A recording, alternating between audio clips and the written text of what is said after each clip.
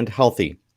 I'm Hatton Weeks, a member of the Rotary Club of Jonesboro. I'll be your host and moderator today. Thanks for joining us either on Facebook Live or YouTube. Please take a moment and like the Rotary District 6150 Facebook page and subscribe to the District 6150 YouTube channel. At the end of this presentation, we're going to be taking your questions, so please ask. The questions can be either in the chat window on either live feed. Now that we have the formalities out of the way, I would like to introduce our Rotary District 6150 Governor. George is a member of the Rotary Club of Lawrence County. He's now retired, but spent a career leading hospitals and medical facilities across the district footprint. Today's virtual meeting is his idea as we look to stay connected and stay informed. So for that, we say thank you. Rotarians, please welcome 6150 District Governor George Fray. George? Thanks, Hatton, for the introduction. And I want to thank each of you for being with us today for this important discussion on the directive on resuming restaurant dine-in operations issued by the Arkansas Department of Health. Our speaker today is Dr. Jennifer Dillaha, State Epidemiologist with the Arkansas Department of Health. The majority of our clubs have their meetings in settings that come under this directive, which is a state law. As we continue to adjust to this new normal, the health and safety of our members is the number one priority of our clubs. And for that reason, the compliance with this directive is a very important matter to each of us. Dr. Dillaha, our speaker today, is a fellow Rotarian, a member of the West Little Rock Rotary Club. She became a Rotarian in April 2011 and has come to understand what Rotary means to her personally and professionally. And she is here to share with us an issue that she has become deeply involved in. Dr. Dillaha has worked at the Department of Health since 2001, where she has played several roles over the years. In March 2020, Dr. Dillaha was named the State Epidemiologist for Arkansas. This is in addition to her role as the Medical Director for Immunizations since November 2013 and the Director for Outbreak Response since August of 2019. Her charge in the role of State Epidemiologist is to provide leadership and guidance for addressing Arkansas's most pressing infectious diseases, including COVID-19. She is also charged with improving Arkansas's immunization rates, particularly among adults. She is uniquely prepared for that role as a physician with specialty training in internal medicine and subspecialty training in infectious diseases and in geriatric medicine. Please join me in welcoming Dr. Dillaha. Hello, everyone. I'm really glad to be here today, and I thank you for the opportunity to talk about this event or this opening of the restaurants and how we as Rotarians can be supportive of the restaurants that host our meetings.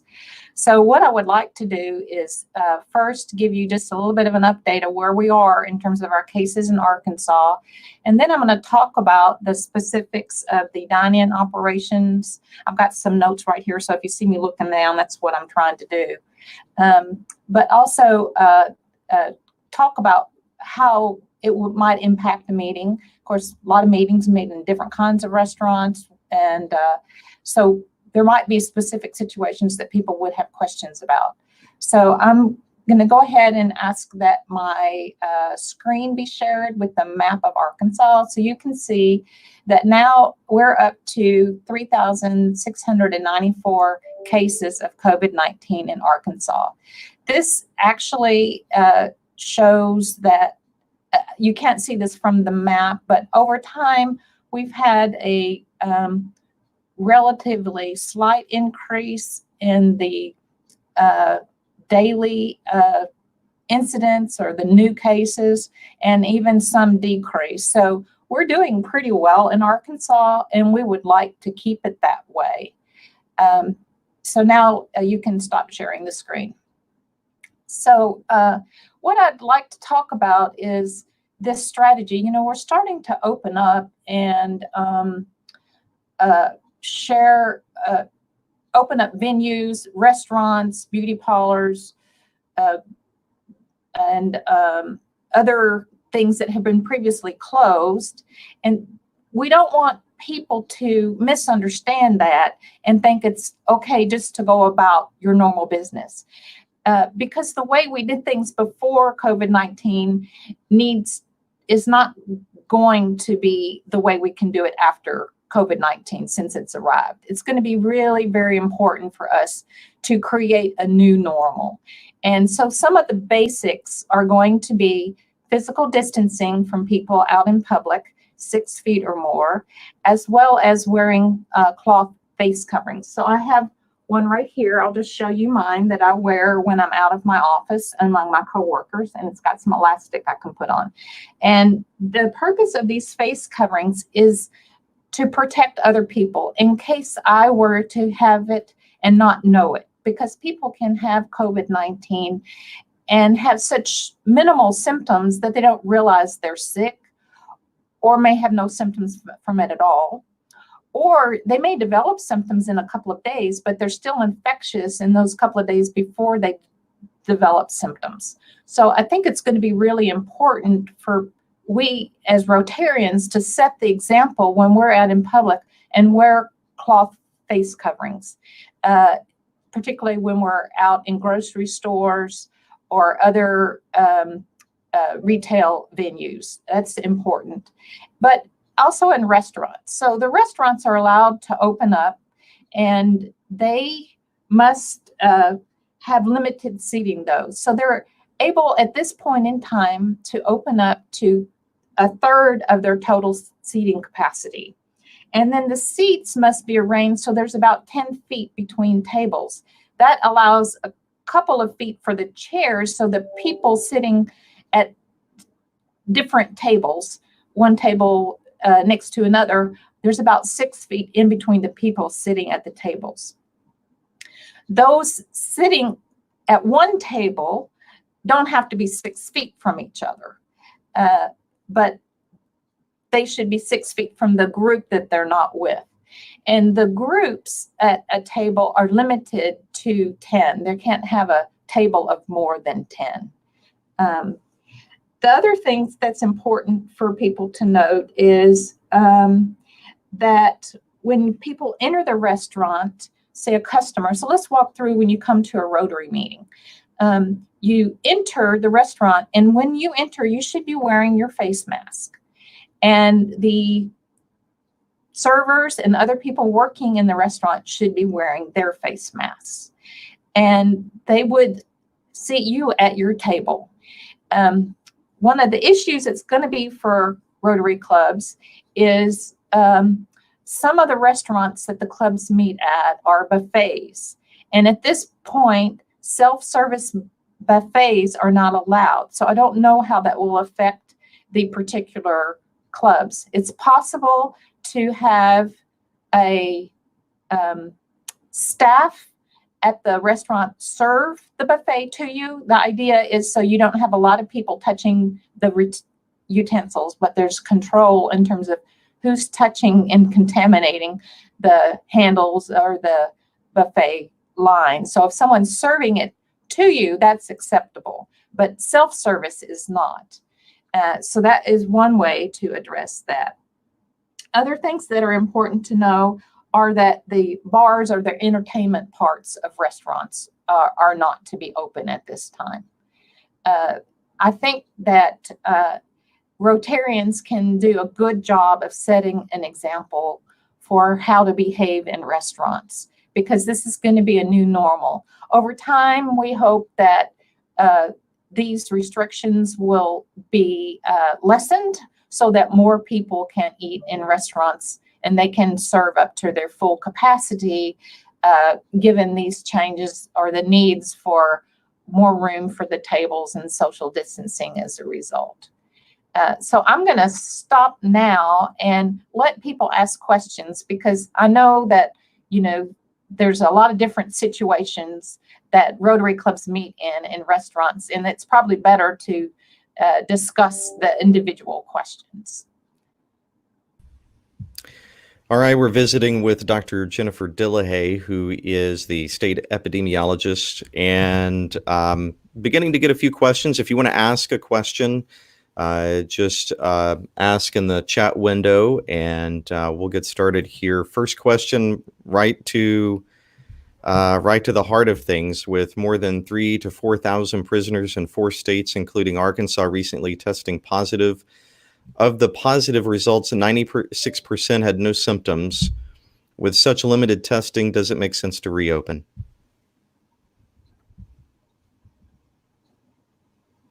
Well, let me just say that the prison system in Arkansas, the prisons we've had the most trouble with are Cummins and then the Federal Correctional Institute in Forest City.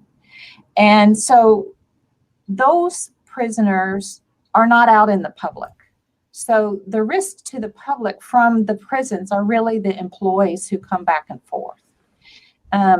So what we have done in Cummins is when we identify a case in a barrack, then everyone gets tested. So you catch the infections early, and then you can separate the inmates from who is positive from those who aren't. And then those who aren't positive, you separate those who have been exposed and those who aren't. So that can help quell the spread of the infection. And then the staff all get tested, and then they're identified so that if they, when they're coming back and forth in the community. So the high rate of positivity in the prison is not a reflection of the high rate of the rate of community spread. So we look at those sets of numbers differently. When you look at testing, just general population, do you believe that we should be testing more people to have a more accurate sample as we begin to reopen? And I guess, are there plans to do that? Yes. So there's a couple of things about testing. One is overall, the state, it has improved its capacity to do tests. And we're even continuing to improve that, which I'm very happy about. So we have loosened our recommendations for who should be tested in the community. So now anyone with symptoms that could be COVID-19 should be tested, whether it's thought they've been exposed or not. So all of those people need to be tested. And then if we have a positive test, then we are working to the point where we can test all of the contacts, whether they have symptoms or not. Because if you can catch those early, like we've done in the prisons, then you can take immediate action to prevent further spread. Of course, people who've been exposed, and even if they test negative right away, they still need to quarantine for 14 days because they could develop illness later in the incubation period. So contacts should quarantine for 14 days, even if they've had a negative test early after they've been exposed.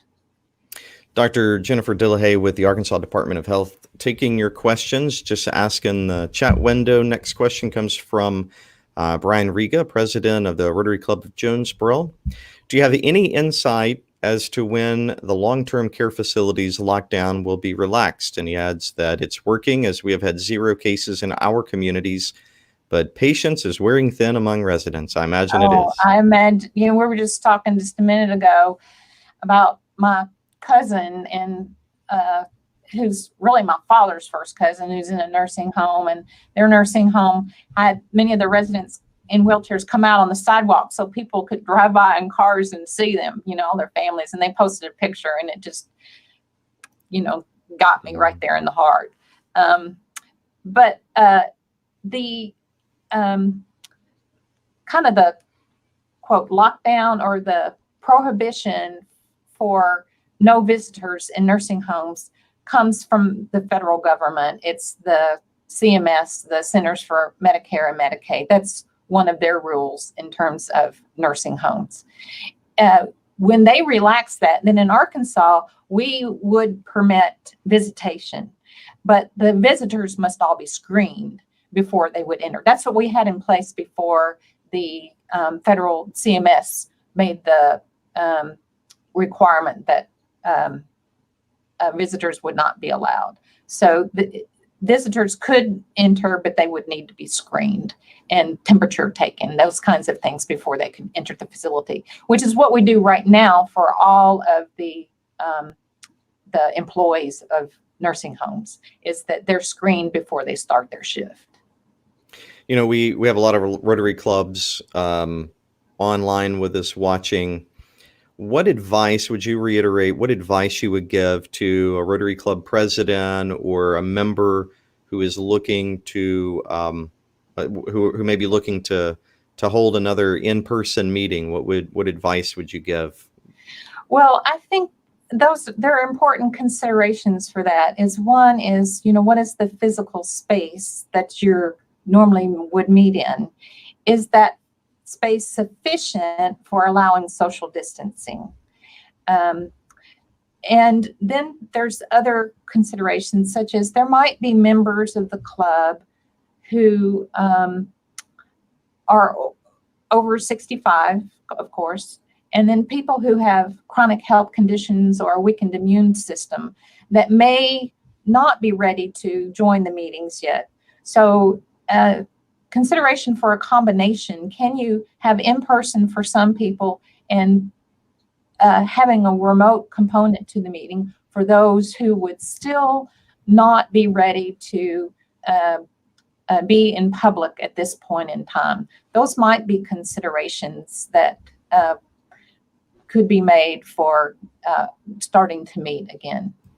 Yeah, and Brian is just kind of following up on that, with the average age of Rotarians leaning toward the quote seasoned end of the spectrum.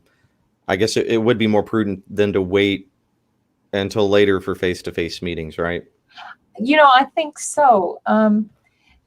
Every club is different, and we don't want Rotarians to be excluded if they can't attend the meetings for some reason, such as health or their age. So a way to include them, I think, is going to be really very important. And it may be more feasible just to have an online meeting for everyone. Of course, there are older adults who are not comfortable with using an online format. They may not have computer skills or so forth.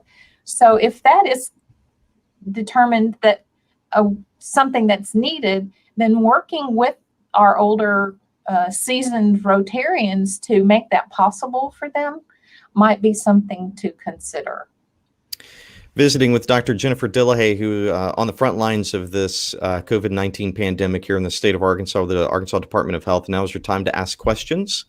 And continuing to get a few more questions in. Melanie Beltran asks, I may have missed it, but she wants to fully understand, for a small club, less than 20, are we allowed to meet in person if we wear masks and sit 6 feet apart? And this, I guess, forwards the can we meet? Okay. So my understanding is that at this point in time, there is still a 10-person limitation for a group. And so if you're meeting, like, not at a restaurant, but at some other facility, the group would be limited to 10 or fewer.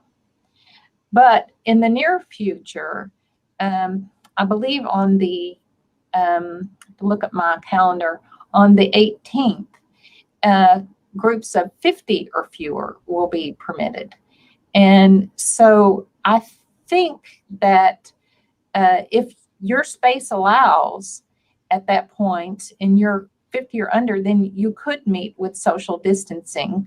I would still, even though if you can maintain the 6-foot distance, I would encourage you to wear masks when you're speaking.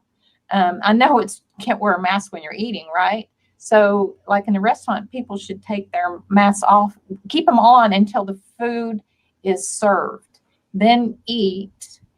But if you're speaking, put it back on so that you're not projecting the little droplets of moisture that have the virus in them if you have the virus. So that might be a way to minimize the risk for people at the meeting. Or you can just have a point in the meeting where people are finished eating and all the masks go on, and then people speak with their masks on. There's lots of ways to skin that cat. Gotcha. John Smith, who's the president-elect in Wynn, asks, should members be checked for fever? And I assume if we begin to meet in groups again. Yeah. Well, I don't know that it would be a requirement, but I think you should, at least for the time being. Because right now, people don't have enough experience with COVID-19 to really know what it's like to have it, right? People haven't had it before. There are touchless thermometers that you put up to someone's forehead and it scans them. What we encourage employers to do is when an employee comes to work, they're asked questions about whether they've been exposed to a known case, whether they have fever, cough, shortness of breath, sore throat. One of the interesting symptoms of COVID-19 is new loss of taste or smell. It seems to come back, but a lot of people report that happens, so you can ask about that. And if people have those symptoms, they shouldn't come in. And then you can scan people for temperature. And if they don't have temperature, then they can come in too. One reason that Rotary might want to do this, just to be safe, but is also to model this, because we want businesses to be very proactive about not admitting people to their facilities, because we can't require that for all businesses, but for instance, like at a grocery store, right? But we want to model that as much as possible, and for people to be aware and stay home if they know they're ill. But in certain situations where it can be addressed and screened, then let's go ahead and do it. You know, this next question may be more of a statement than and a discussion than a question. Is there any reason we shouldn't just continue to meet online via Zoom or other methods while the risk is still high, considering the mean Rotarian age is within the higher age risk group? I don't think there's any reason you shouldn't. I mean, the issue is going to be engagement of Rotarians and how to continue to engage those people who don't function well online. And that will be a key. But of course, we as Rotarians are very innovative, and we tend to do the right thing when it's needed.